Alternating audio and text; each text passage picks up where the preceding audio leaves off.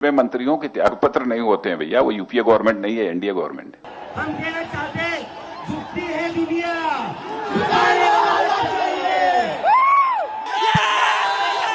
आपको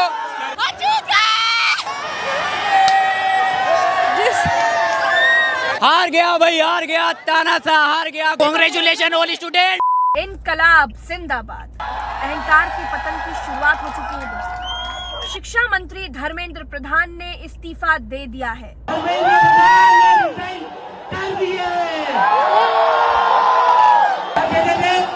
सरकार में इस्तीफे नहीं होते। हम कहना चाहते हैं, झुकती है दुनिया। ये जेंजी है बॉस, जेंजी, जिन्होंने ये दिखा दिया कि इस्तीफा तो देना पड़ेगा। मोदी मीडिया के एंकराएं ये बताते रहे कि कोई इस्तीफा नहीं होगा। भाजपा में तो इस्तीफे का कोई कॉन्सेप्ट ही नहीं है। वे मंत्रियों के त्याग पत्र नहीं होते हैं भैया, वो यूपीए गवर्नमेंट नहीं है, एनडीए गवर्नमेंट है।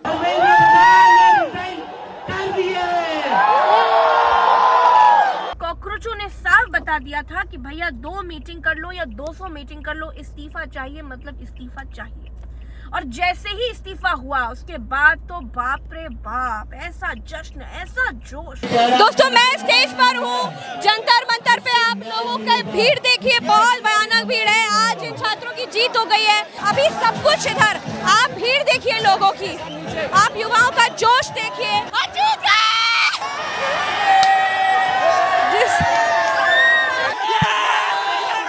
आपको ये जेनजी का पावर है, यहाँ पे जेनजी का चलता है।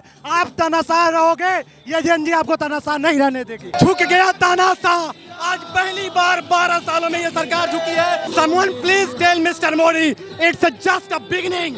ये पहली सिर्फ अभी शुरुआत है, अभी तो उनका भी इस्तीफा बाकी है। गो बीजेपी गो, गो बीजेपी गो। हार गया भाई, हार गया, तानाशाह हार गया। Congratulation all student. आपके वजह से, निष्पक्ष के वजह से आज ये यहाँ अमर जीत हुई है। 37 डेज में उन्होंने एक चीज सुनी है, बाकी चीजें भी सुननी पड़ेंगी। 12 साल में किसानों के आगे, पहलवानों के आगे, बेटियों के आगे सरकार नहीं झुकी।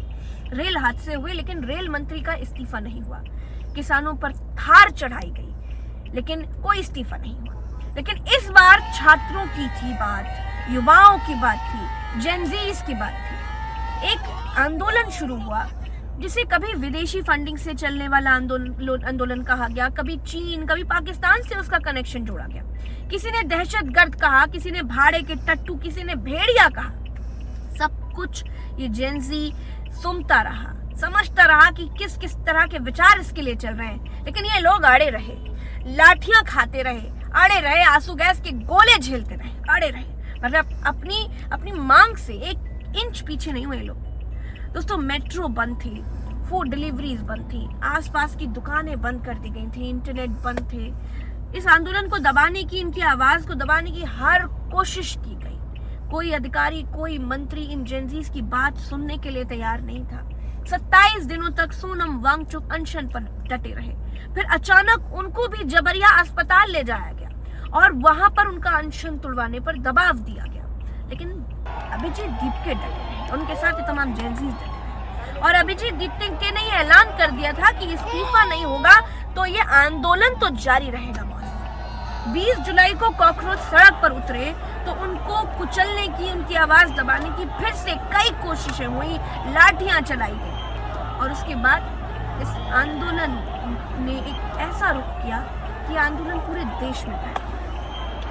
दोस्तों बिहार में, महाराष्ट्र में, पुणे में, उत्तर प्रदेश में, हर जगह जेनजी सड़क पर उतरने लग गए। सरकार ने इन 6 दिनों में कॉकरोचों से 2 बार मुलाकात भी की।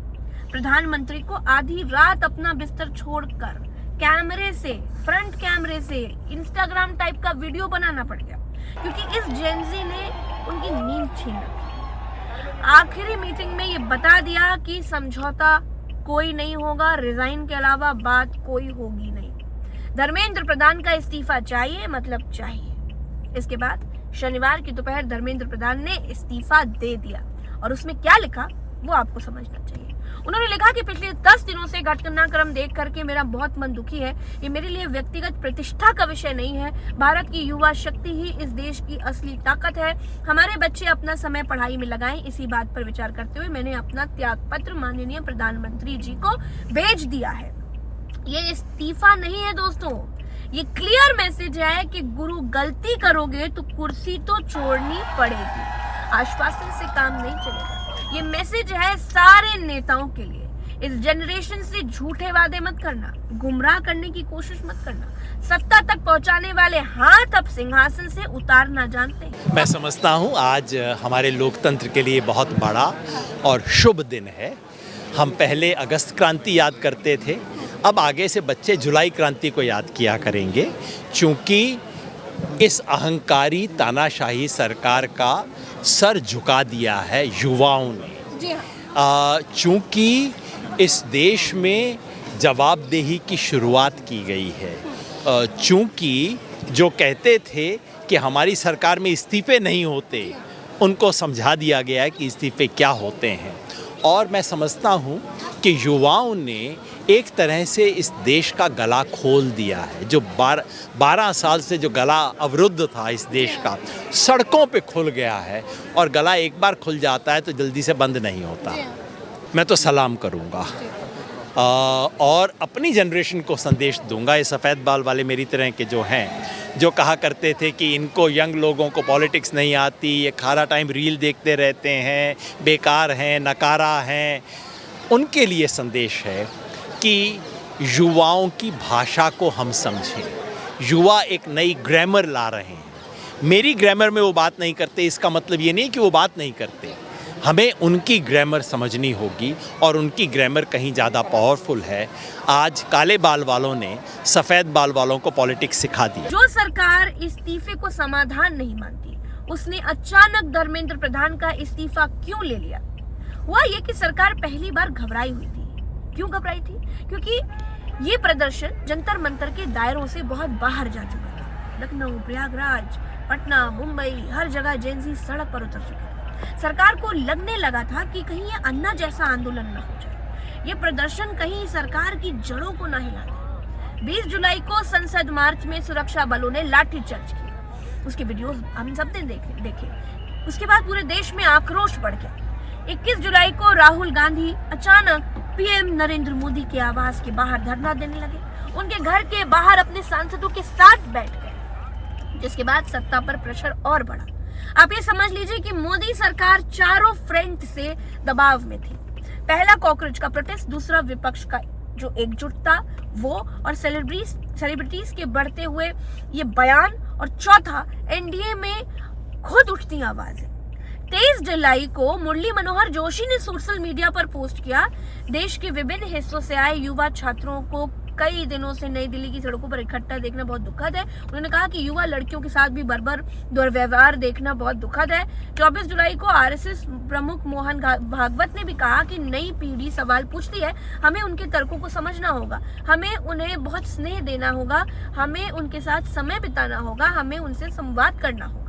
दोस्तों, राहुल गांधी के विरोध प्रदर्शन और 20 जुलाई को हुए लाठीचार्ज के बाद एनडीए के सहयोगियों ने इंटरनल मीटिंग में कहा कि सरकार की इमेज नेगेटिव बन रही है। इसमें एक फैक्टर ये भी है दोस्तों कि भारत की जो कुल आबादी है उसमें आधे के करीब 29 साल से कम की उम्र के हैं। करीब 1/4 वोटर्स भी युवाएं हैं।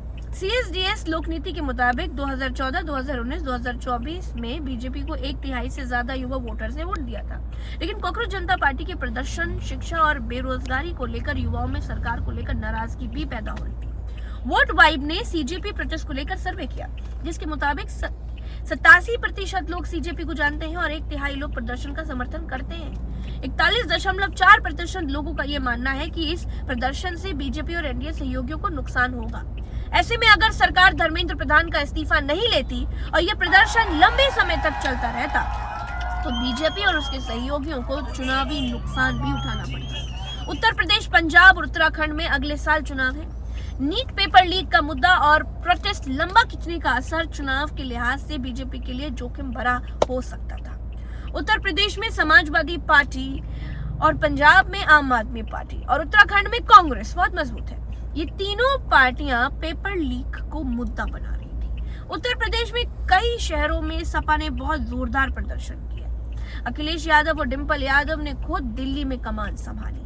ये प्रदर्शन कहीं से कमजोर होता हुआ नहीं दिख रहा था। विदेशी एंगल काम नहीं कर पाया, चीन पाकिस्तान का जो दांव था वो भी चल नहीं पा रहा था। आंदोलन बहुत प्लानिंग के साथ आगे बढ़ रहा था और मैसेज बिल्कुल साफ था कि इस जनरेशन की बात तो सुननी पड़ेगी चाहे जो हो जाए। प्रधान के इस्तीफे ने सरकार के बाकी मंत्रियों पर भी प्रेशर बना दिया। अब जनता एथेनॉल पर भी सवाल पूछेगी, बेरोजगारी पर भी बात करेगी, टोल टैक्स पर भी सवाल करेगी, महंगाई पर भी सवाल करेगी। इग्नोर आप कुछ नहीं कर पाएंगे। नेता विपक्ष राहुल गांधी ने भी कहा कि ये छात्रों की जीत है। Education Minister Dharmendra Pradhan's resignation is a huge step in rebuilding our education system. It's a symbolic step because he was a symbol, but it is still a big step.